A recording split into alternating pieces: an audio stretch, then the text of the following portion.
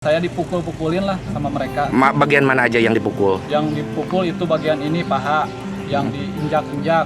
Terus inilah yang paling banyak ini pakai sendal, pakai itu dipakai kresek ya, kantong kresek saya ditutupin ya. Sosok warga Sukabumi berinisial B berusia 35 tahun diduga menjadi korban penganiayaan polisi yang salah tangkap. B adalah warga kampung Lebak Larang RT 04 RW 04 Desa Mandrajaya, Kecamatan Ciemas, Kabupaten Sukabumi, Jawa Barat. Sehari-hari B bekerja sebagai pengepul cabai.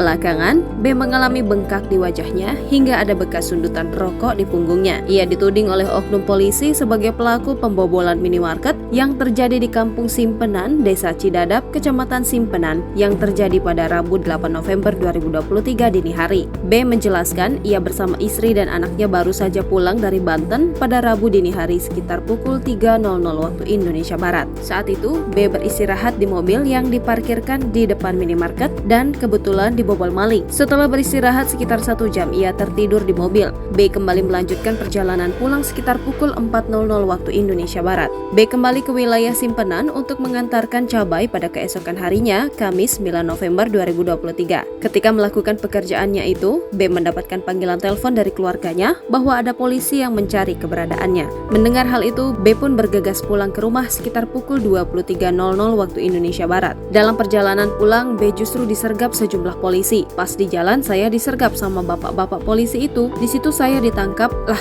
dengan katanya kerjaan. Saya itu pelaku pembobolan Alfa, kata B di hadapan awak media. Sebenarnya itu awal-awalnya bukan saya yang dikejar, itu mobil yang ada parkir di situ.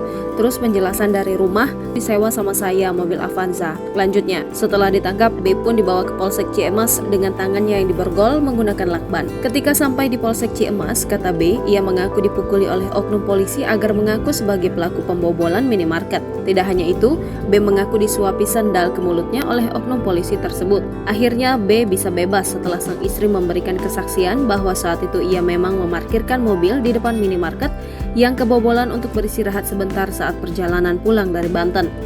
Terus mulut saya disuapin itu sendal, dimasukin ke dalam mulut saya gitu.